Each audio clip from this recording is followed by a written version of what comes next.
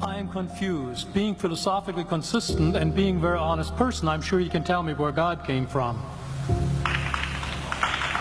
And in addition, once you've told me where God comes from, please try to clarify how you can figure that a spiritual force can have an impact on a material universe to create it. I think that some years ago we already talked about that kind of thing in philosophical circles at any rate, by posing the question, if angels are made of spiritual matter and a pen is made of material matter and spiritual matter displaces no space, how many angels can dance on the tip of a pen? I have a sense of sort of reversal experience here, but please do, go ahead. You got 5 minutes. Now, I just want to know which question. That's all right. You may take the rest of the minute. We're supposed to do one question at a time. Which one would you like? That was part of the format for the debate. So which question? I want you to fill in the story of the rest of the beginning of the universe. God, spiritual matter, impact on material matter. Okay. So 2 questions. All right. Go ahead. All right, your question, where did God come from, assumes that you're thinking of the wrong, obviously it displays that you're thinking of the wrong God, because the God of the Bible is not affected by time, space, or matter. If he's affected by time, space, or matter, he's not God. Time, space, and matter is what we call a continuum. All of them have to come into existence at the same instant, because if there were matter but no space, where would you put it? If there were matter and space but no time, when would you put it? You cannot have time, space, or matter independently. They have to come into existence simultaneously. The Bible answers that in 10 words. In the beginning, there's time.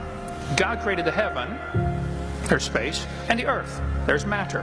So you have time, space, matter created, a trinity of trinities there. Just, you know, time is past, present, future. Space has length, width, height. Matter has solid, liquid, gas. You have a trinity of trinities created instantaneously, and the God who created them has to be outside of them.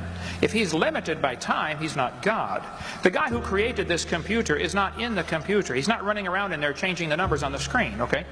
The God who created this universe is outside of the universe. He's above it, beyond it, in it, through it. He's unaffected by it. So the concept that a spiritual force cannot have any effect on a material body, well then I guess you'd have to explain to me things like emotions and love and hatred and envy and jealousy and rationality. I mean, if your brain is just a random collection of chemicals that form by chance over billions of years, how on earth can you trust your own reasoning processes and the thoughts that you think? Okay, so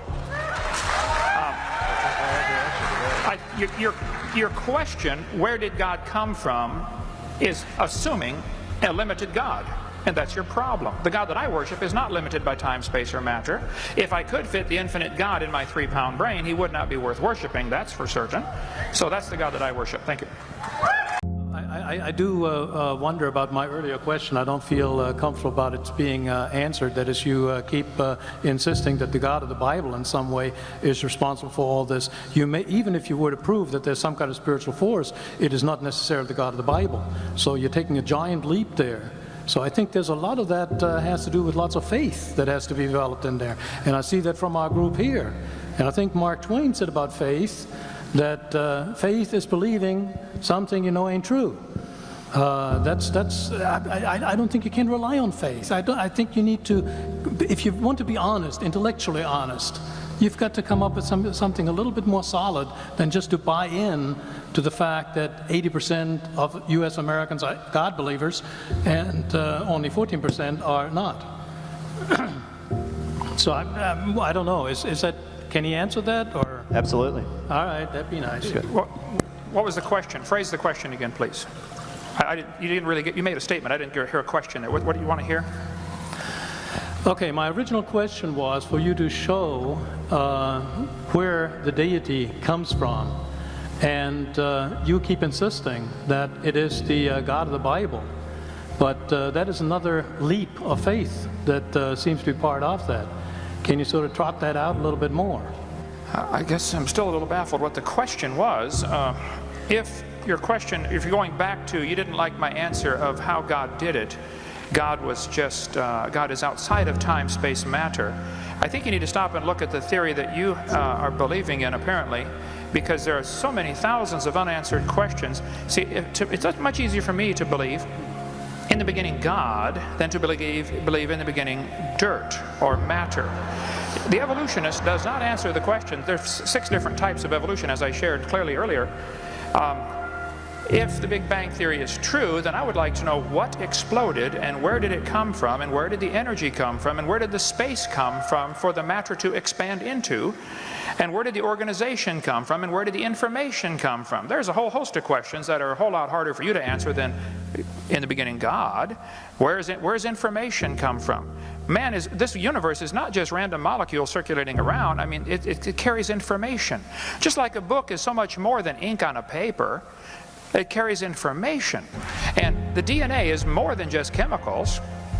It's information. So the evolutionist never answers the question, where did this information come from? Where did the energy come from? Where did the matter itself come from? And you gripe about my belief. I believe by faith in the beginning God. I know, I admit I don't understand that. But you believe hundreds of things by faith. You don't even understand that you're believing by faith. You think matter is either eternal or can create itself. Well, that's the 2 choices. How did matter get here? The world is here. Where did the matter come from?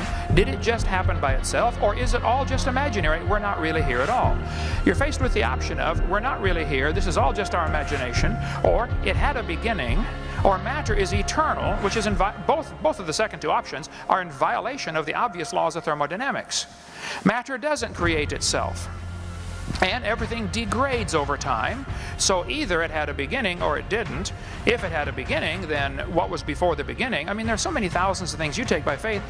I say in the beginning God, and you say, well, this matter somehow either was always here or created itself, and then this matter somehow became alive, and then this first living thing learned how to reproduce, and then it learned how to make something other than its kind. I mean, even though nobody's ever seen that, nobody's ever seen a dog produce a non-dog. Or you mentioned about, the fact that a wolf and a fox and a dog coming from a common ancestor off Noah's Ark in only 4,400 years. For heaven's sake, you believe they came from a rock. I mean, come on. I don't think my theory is that silly at all.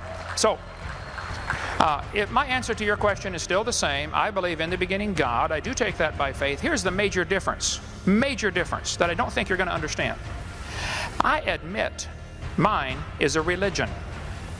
They do not admit theirs is a religion. They want you to think what they believe is science, and all of you should pay for their religion to be taught in this university.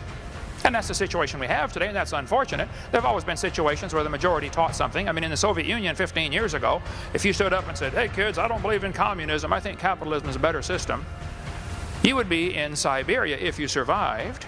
And here in Emory University, if you stood up in your classroom and said, I don't believe this evolution theory is true, I think it's pretty obvious there must have been a designer to this system, you would be in intellectual Siberia. You would lose your job. It has happened to hundreds of teachers, just simply for standing up and say, look, I think the evidence is here, folks. There must have been a designer. If I asked you to explain how computers came to be, but you cannot use man as your answer, I only want a purely naturalistic explanation for the origin of computers. Purely naturalistic. The answer has to lie within the computer. How did these molecules get together? How did this data get together? How did these plastic molecules come together and the different silicone chips? How did it happen? Your answer has to lie in the computer. I've already eliminated the only obvious answer to the problem at the beginning by my definition. They're trying to eliminate the only logical answer to the question by their definition of science. They want to define science as things that we can observe and test and demonstrate in the natural world. Okay, well then that eliminates both evolution and creation. Both are unobserved. We don't see anything change. We don't see anything created from nothing. Here's the problem. Both creation and evolution are religious. I admit mine's a religion. They don't admit theirs is a religion. And all of us are paying for their religion to be taught in the school system. And I, for one, resent that.